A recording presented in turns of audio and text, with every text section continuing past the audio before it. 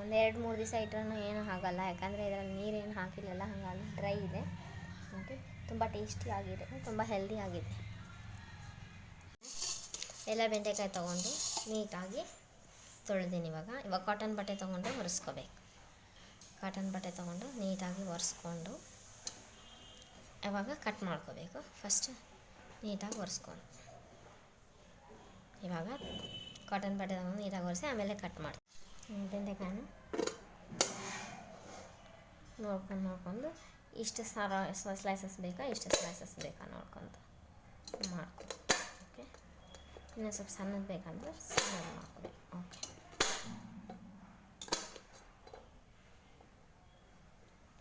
Next ಎಲ್ಲ ಬೆಂಡೆಕಾಯಿ ಇನ್ನೂ ಸಣ್ಣದು ಬೇಕಂದರೆ ಸಣ್ಣದು ಮಾಡ್ಕೋಬೇಕು. ಎಲ್ಲ ಒಂದೇ ಸೈಜ್ ಇದ್ರೆ ನಡೀತೈತಿ ಅಂತಂದರೆ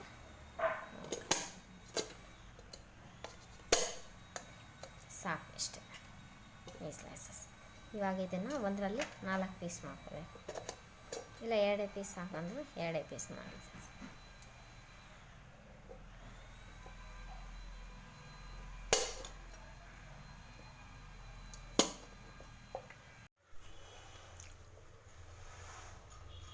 ಒಂದು ಪಾತ್ರೆ ಇಟ್ಟು ಇದು ಹುರಿದಿರುವಂಥ ಬೆಂಡೆಕಾಯಿ ಎಲ್ಲವನ್ನು ಹಾಕ್ಕೋಬೇಕು. ಬೆಂಡೆಕಾಯಿ ನೀಟಾಗಿ ಹುರ್ಕೊಂಡು ಓಕೆ,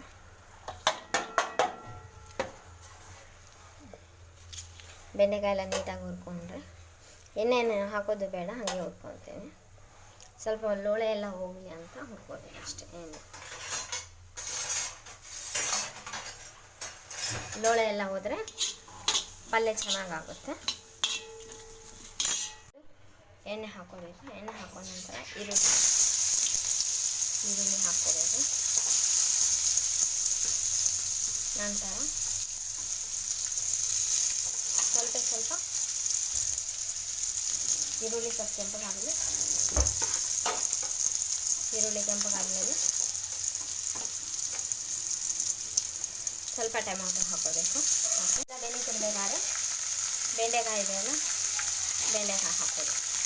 ಓಕೆ, ಬೆಂಡೆಕಾಯಿ ಹಾಕ್ಕೊಂಡು ಚೆನ್ನಾಗಿ ಬಾಡಿಸ್ಕೋಬೇಕು. ಓಕೆ,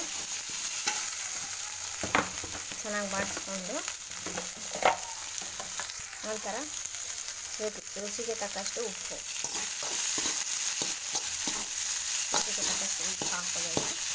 ಹುಣಸೆಹಣ್ಣು ತೊಗೊಂಡು ಬಿಸಿನೀರಲ್ಲಿ ನೆನೆಸಕ್ಕೆ ಹಾಕಬೇಕು. ಮತ್ತು ಹುಣಸೆಹಣ್ಣು ತೊಗೊಂಡು ಬಿಸಿನೀರಲ್ಲಿ ನೆನೆಸಕ್ಕೆ ಹಾಕಿ ಅದರ ರಸ ಎಲ್ಲ ತಗೊಂಡು ಇದನ್ನು ಬಿಸಿನೀರಲ್ಲಿ ಒಂದು 15-20 ನಿಮಿಷ ನೆನೆಸಿದ್ರೆ ಚೆನ್ನಾಗಿರುತ್ತೆ. ಹುಳಿ ಎಲ್ಲ ಬಿಡುತ್ತೆ, ಬೇಗ ನೆನೆಯುತ್ತೆ ಅಷ್ಟೆ. ಇವಾಗ ಇದನ್ನು ತಗೊಂಡು ಹುಳಿ ನೋಡ್ಕೊಂಡು ಹಾಕ್ಕೋಬೇಕು. ಓಕೆ, ಹುಳಿ ಜಾಸ್ತಿ ಬೇಕಂದರೆ ಜಾಸ್ತಿ ಹಾಕ್ಕೋಬೇಕು. ನಾನು ಜಾಸ್ತಿ ಹುಳಿ ತಿನ್ನಲ್ಲ ಅಂದರೆ ಸ್ವಲ್ಪ ಹಾಕಿ. ಓಕೆ, ನೆಕ್ಸ್ಟ್ ಇವಾಗ ಚೂರೆ ಇದಕ್ಕೆ ನಾನು ಯಾವುದೇ ಗರಂ ಮಸಾಲ ಅಂತ ಯಾವುದೇ ಮಸಾಲ ಬಳಸ್ತಾ ಇಲ್ಲ, ಹಾಗೆ ಸುಕ್ಕ ಮಾಡ್ತಿದ್ದೀನಿ. ರೊಟ್ಟಿ ಚಪಾತಿ ಅನ್ನಕ್ಕೂ ಎಲ್ಲದಕ್ಕೂ ಬರುತ್ತೆ. ಓಕೆ,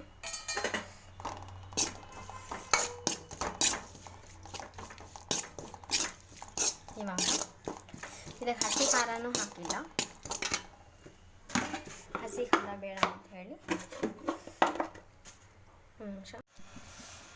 ಹಾಗೂ ಇದಕ್ಕೆ ಚೂರು ಖಾರದ ಪುಡಿ, ಖಾರ ಪುಡಿ ನೋಡಿ ಹಾಕೋಬೇಕು, ಚಿಕನ್ ಕಲರ್ ತಿಂತಿರ್ತಾರೆ. ಚೆನ್ನಾಗಿ ಮಿಕ್ಸ್ ಮಾಡಿ. ಓಕೆ, ಚೆನ್ನಾಗಿ ಮಿಕ್ಸ್ ಮಾಡಿಕೊಂಡು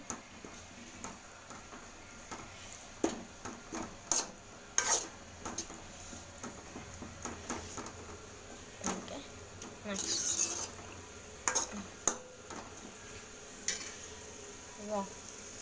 ಈಗ ಬೆಂಡೆಕಾಯಿ ಸುಕ್ಕ ರೆಡಿ ಆಗಿದೆ. ಇದು ರೊಟ್ಟಿ ಚಪಾತಿ ಅನ್ನ ಎಲ್ಲದಕ್ಕೂ ಬರುತ್ತೆ. ಓಕೆ, ಬೆಂಡೆಕಾಯಿ ಸುಕ್ಕ ಇದೆ ಅಲ್ಲ, ತುಂಬ ನೀರು ಹಾಕ್ಲಾರ್ದಂಗೆ ಮಾಡಿದ್ದೀನಿ.